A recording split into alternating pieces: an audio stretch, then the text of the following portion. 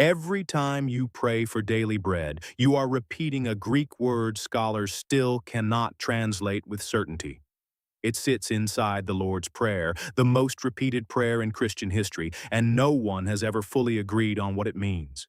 If the common translation is too thin, you have been asking God for something bigger than lunch, the very substance that keeps a person alive. That word is Epiousios, and even Jerome, who revised the Latin Gospels from the Greek, never settled on one translation for it. He wrote supersubstantial bread in Matthew and daily bread in Luke, translating the identical Greek word two different ways, on purpose. Why would the most careful translator alive refuse to choose? Say the phrase slowly and it sounds like the simplest line in the prayer. Underneath it sits a word nobody has ever fully solved. Here is the Greek text itself, behind "Give us today our daily bread," in Matthew chapter 6, verse 11. Word for word, the bread of us, the Epiousian, give to us today. That adjective, Epiousios, is built from the prefix epi, meaning upon, toward, or for, joined to a second piece scholars still argue about. One path connects it to ousia, the Greek word for substance or being. Under that reading, Epiousios bread means bread necessary for existence, the exact amount required to stay alive. The other path connects it to a participle of the verb meaning to come, paired with an implied word for day. So Epiousios describes the coming day and the prayer asks for tomorrow's bread. Those are the two real candidates. Everything else you hear about this word branches out from one of those two roots. Matthew and Luke do not word the line identically, and the difference is a clue worth noticing even if it settles nothing by itself. Matthew's version ends with the word today, a single point in time. Luke's version, given when a disciple asks Jesus directly, "Lord, teach us to pray," ends differently. "Give us day by day our Epiousios bread." Luke places the ordinary Greek phrase for day by day, kathemeron, right next to Epiousios, as though one word were not doing that job alone. Greek had several everyday ways to talk about a given day, and kathemeron was a common one, used comfortably elsewhere in the Gospels. That does not prove Epiousios means something else, but it is a real clue, sitting inside the grammar of Luke's own sentence, that the word may carry weight the plain word daily does not fully cover. Now for the detail that took the mystery all the way into the most influential Bible ever produced. Long before Jerome, the North African writer Tertullian, working from an early Latin gospel text around the turn of the 3rd century, had already rendered Epiousios as quotidianum, an ordinary Latin word for daily, and that reading became standard for generations. Then, in the late 4th century, Jerome revised the Old Latin Gospels directly against the Greek, at the request of the Bishop of Rome, and later translated most of the Old Testament from Hebrew as well. When Jerome reached Epiousios in Matthew, he skipped Tertullian's existing word and coined a new one, supersubstantialum, supersubstantial, leaning on the ousia reading, bread beyond ordinary substance. But when he reached the identical Greek word in Luke, he did not use his new word either. He wrote quotidianum, daily, back to Tertullian's older familiar option. One translator, one Bible, the same Greek word rendered two different ways, standing side by side in what became the standard Bible of the Western Church for the next 1,000 years. Scholars still debate exactly why Jerome let the split stand rather than forcing one answer across both Gospels. What is not in question is the fact itself. The uncertainty is not a modern discovery. It has been sitting inside the Vulgate since the moment it was made. So which reading is correct? Here it helps to separate three different things, because they are not the same kind of claim. The Greek text itself confirms only that Epiousios modifies bread, and that it is vanishingly rare. The construction of the word, epi plus either ousia or a form of the verb to come, allows for a small handful of meanings, necessary for existence, for the coming day, or for tomorrow. Christian tradition, starting centuries later, developed some of those possibilities much further, tying supersubstantial bread to the Eucharist, the bread of communion. You can see that third layer sitting in an actual Bible today. The Catechism of the Catholic Church holds daily and supersubstantial together on purpose, treating both as legitimate senses rather than forcing a choice, and a Reham's Bible, translated directly from Jerome's Latin, still prints give us this day our supersubstantial bread in Matthew, centuries after Jerome coined the word. That is theology building on a possibility the grammar allows, not a claim the Greek text proves outright. Keeping those three layers separate, what the text confirms, what the construction permits, and what tradition later built, is exactly the discipline that gets lost whenever someone claims to know Epiousios' meaning with total confidence in either direction, whether that confidence points toward plain daily bread or toward the grandest possible reading of supersubstantial. The earliest writer we have on record who tackled the problem directly was Origen, a Greek-speaking Christian scholar and head of the catechetical school in Alexandria, writing his treatise on prayer around the year 234. Origen was not a distant outsider guessing at a foreign language. Greek was his native tongue.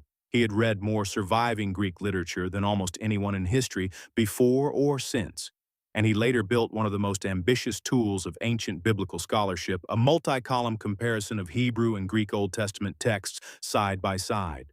In his treatise on prayer, he says plainly that he searched Greek writers and ordinary Greek usage and could not find Epiousios used anywhere outside this prayer. In his judgment, the likeliest explanation was that the gospel writers had coined the word, building it from ousia to mean bread necessary for existence. That is Origen's analysis, offered by a native Greek speaker much closer to the language than anyone alive today, not a settled fact beyond dispute. Later interpreters were free to weigh his reasoning and sometimes reach different conclusions from the same evidence. It is also worth being precise about one thing you may have heard claimed even more strongly. A short early Christian instruction manual called the Didache does contain the word as well, but only because it is quoting this same prayer, not using the word independently in a new sentence. So the honest claim is not that Epiousios shows up exactly once, but that it has never been found doing any job in the Greek language other than describing this one loaf of bread in this one prayer wherever that prayer is repeated. For most of the 20th century, that claim had one apparent exception, and the story of that exception is worth knowing, because it shows how this kind of research actually gets corrected instead of just repeated. An Egyptian document catalogued as Sammelbuch 5224 was first published in 1889 by the scholar A. H. Sachs, who read it as containing the word Epiousios, written next to a list of household groceries, as if it simply meant ordinary provisions set aside for the day. For decades, that fragment traveled through commentaries and Bible dictionaries as outside proof that Epiousios was a common, everyday word after all, nothing mysterious about it. But over the following century, the document's exact location slipped out of scholarly view. Nobody working on the question could point to where it actually was, only to Sace's old transcription. And Sace himself had a reputation among papyrologists for careless copying. In 1998, that changed. A researcher traced the document through Yale University's own catalog to the Beinecke Rare Book and Manuscript Library, where it was held as Yale Papyrus Inventory No. 19, and arranged for a fresh copy to be made directly from the papyrus itself rather than from Sace's decades-old reading. Working from that copy, the scholars M. Naiman and Klaus Warp examined the actual letters and published their findings as Epiousios in a documentary papyrus in the journal Novum Testamentum, Volume 41 in 1999, pages 231 through 234. What they found was not Epiousios at all. It was elaiou, the ordinary Greek word for oil. Sace had simply misread the letters. The document was also redated, from the 5th century back to the 1st or 2nd, earlier than anyone had thought. None of this proves which translation of Epiousios is correct. What it does is take away the one piece of outside evidence anyone had for a plain, everyday meaning, since the word that supposedly proved it was never actually there, leaving Epiousios exactly as isolated as Origen had already said it was, 17 centuries earlier. That gap between what the original transcriber wrote and what the actual letters said is not a small technical footnote. For most of a century, anyone checking the claim that Epiousios had a plain, everyday meaning was, in practice, checking someone else's old copy of the papyrus, not the object itself. Commentaries kept citing it, footnotes kept repeating it, It took a scholar willing to track down one specific inventory number in one specific library rather than simply trust the existing chain of citations to catch the mistake decades later. That is worth remembering any time a claim about the Bible's original language gets repeated with total confidence and no traceable source behind it. With the outside evidence gone, the only responsible path left is the text itself, in its own setting. And the two gospel settings are not identical. In Matthew, this line sits inside the Sermon on the Mount, right after Jesus warns against praying like people who love to babble and be seen, and tells his listeners that their Father already knows what they need before they ask. What follows is a short, tightly built sequence of requests, several aimed entirely at God, your name, your kingdom, your will, and then, without transition, a turn toward human need, our bread, our forgiveness, our deliverance. Only a few verses later, in that same chapter, Jesus tells his listeners not to worry about tomorrow because today already carries enough trouble of its own. That instruction sits close enough to the bread line that, at minimum, it comfortably fits a reading built around today's portion rather than a stockpile against an uncertain future. It does not by itself prove that reading, but it sits well beside it. Luke places the same prayer inside a different, smaller scene. A disciple watches Jesus finish praying somewhere quiet and asks him directly to teach them to pray, the way John taught his own followers. Jesus gives a shorter version of the prayer, then tells a short story about a man who wakes a friend at midnight asking for 3 loaves of bread and gets them, not because the friend feels generous, but because the man simply will not stop asking. Jesus follows the story with a short teaching on persistence, ask, seek, knock, before reaching the promise that closes the unit. Keep asking, and it will be given. And if human parents, imperfect as they are, know how to give good gifts to their children, how much more will your Father in heaven give the Holy Spirit to those who ask him? That promise in Luke is specifically about the Holy Spirit, not a general promise of good gifts. That particular line, the Father giving good gifts, belongs to a different passage, Matthew's Sermon on the Mount, not to this scene in Luke. Within this one connected passage, Luke chapter 11, verses 1 through 13, the request for bread sits beside a lesson about persistent asking and a Father who gives, even if the specific gift Luke names at the end is the Spirit rather than bread itself. It is also worth naming carefully what this passage does and does not connect to. Whatever Aramaic or Hebrew words lay behind Jesus' own spoken prayer, what survives for us to study is the Greek text of Matthew and Luke, and it is that Greek text, not Jesus' original speech, that carries the unusual word Epiousios. Jerome himself later claimed that a Hebrew language gospel he had seen used a word meaning tomorrow at this point in the prayer, which is an interesting data point but not one we can verify independently today, and it should be weighed cautiously rather than treated as settled proof of what Jesus originally said.